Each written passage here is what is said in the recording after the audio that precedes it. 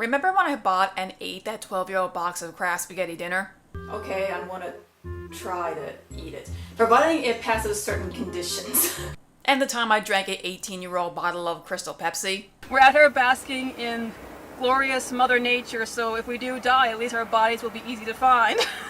Wasn't that fun? And wow, look how young I looked. But recently I found out that Kraft, in their infinite wisdom, decided to discontinue their brand of pizza sauce. A lot of people were noticing that it could not be found on store shelves anymore, and I assumed that it could be due to Kraft's reduced production caused by the pandemic of focusing on the essentials. When I mentioned this on their Facebook, Kraft responded saying that the sauce really was discontinued. I was shocked. I asked if the same thing applied to the pizza kits, and I have not gotten a response.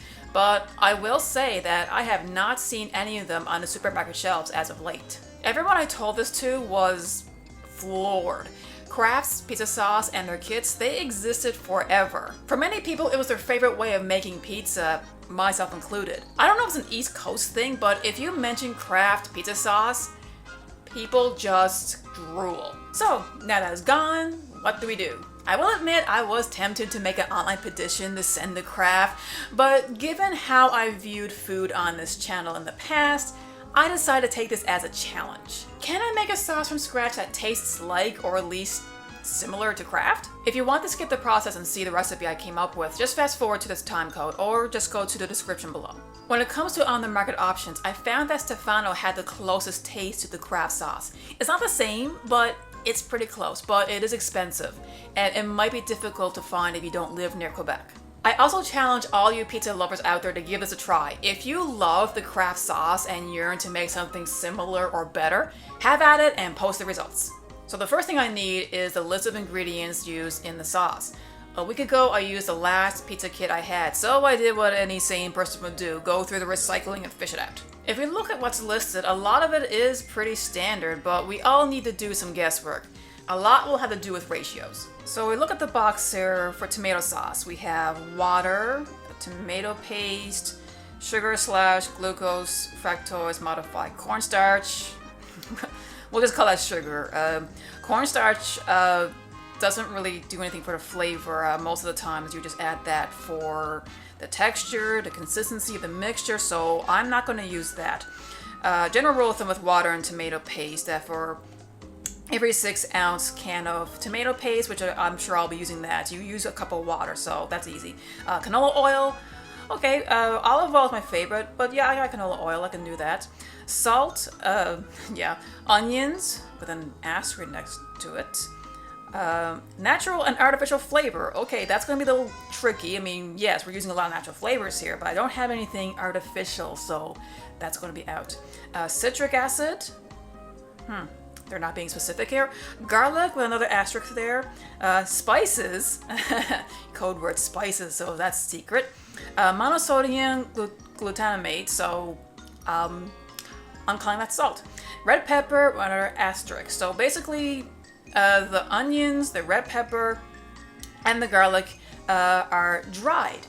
So I don't think I'll go that route. Naturally, these things are dried out of convenience. It's just easier for when Kraft dumps it all in for the mixture. But you know what? I'm not gonna go dried. I'm gonna go with the real deal, real onions, garlic, and red pepper. Once we figure out which red pepper that is. Okay, let's give this a go. Water and tomato paste. As I mentioned before, it is conventional wisdom that for every 6-ounce you use of tomato paste, you would add 1 cup of water. So there you go, that's easy peasy. Sugar, salt, and oil. This is easier thanks to the bliss point. What is that? Well, I'm going to go into a little food theory here, so bear with me. The bliss point is the combination of fat, sugar, and salt in a ratio that makes food taste so good. You see it most commonly in junk foods like chips, chocolate bars, McDonald's, you know, that sort of thing. If you get the ratio just right, it triggers your brain to eat more of that product and even crave it in the future. So in other words, good for business. So for this sauce, I'm going to try equal amounts of salt and sugar at half a teaspoon each. And for the fat, 1/4 cup of oil should be fine. This will really help with the smoothing the texture out as well. So citric acid, there are different kinds, and the box is not specific, but I'd go with either the lemon or the lime juice. This is just to help with the zestiness of the flavor, and thanks to the sugar, the acidity will be neutralized. Lemon juice is strong, so if you use that, I go with about a half a teaspoon. However, all I have is lime juice, so seeing that it's milder than lemon, I'll try a whole teaspoon. Garlic, my favorite, and no cheating on this one. I'm using actual garlic cloves and mincing them myself. I have nothing against garlic powder or Kraft's method of using the dried ingredients, but I want to go all the way here. Dried onions, just like the garlic, I'm sure Kraft used the dried ingredients to make the production more efficient.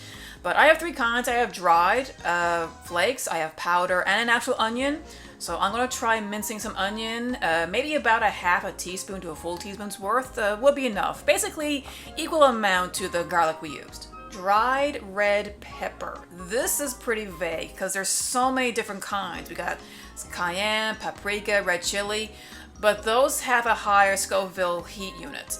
Kraft sauce is not spicy at all, so I'm going to have to go with red bell pepper. Its Scoville heat unit is 0, so that should be fine. I don't have any dried red pepper, so I'll mince a small slice of the actual pepper instead, but honestly, I think we could get away without adding it all together, but you never know. So, spices. He's sleeping in the pantry. My spices! This is the biggest secret that food companies won't disclose on their packaging. They can get away with it by saying it's assorted spices or herbs. But I make pasta sauces a lot. While specific spices are not listed on the box, I can make an educated guess. After all, there are tons of staple spices that are added to Italian-style foods. We already added garlic, onion, salt, and sugar, so what else is left? Oregano and basil. If you have made sauces without these herbs before, I don't know what to tell you. You're just not making it right.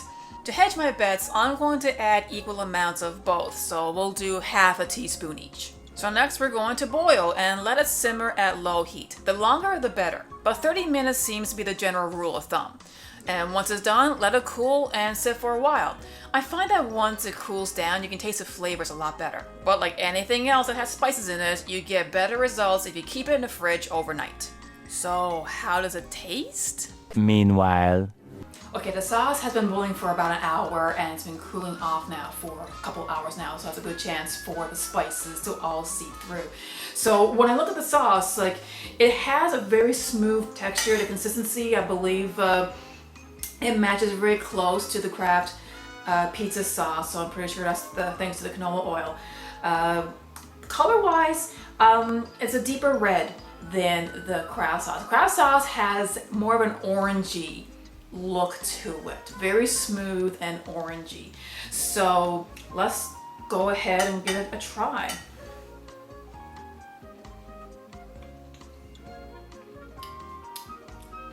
Oh wow! Now, it's not identical to the Kraft sauce. I don't think I can ever do that, but it tastes similar. Even the texture is very similar. This is delicious. I can definitely make this often. Now I'll probably have to make a pile of it so I can bottle it, you know, to preserve it. But I can definitely put this on a pizza. This is actually really, really good. Yeah, so I don't know, maybe I will play with the ratios a little more. Maybe it just needs a little more sugar, less salt, or maybe next time I'll use actual lemon juice. I don't know, but yeah, I love it. So yes, all of you, if you actually want to try this challenge, give it a shot. I'll have a recipe posted here.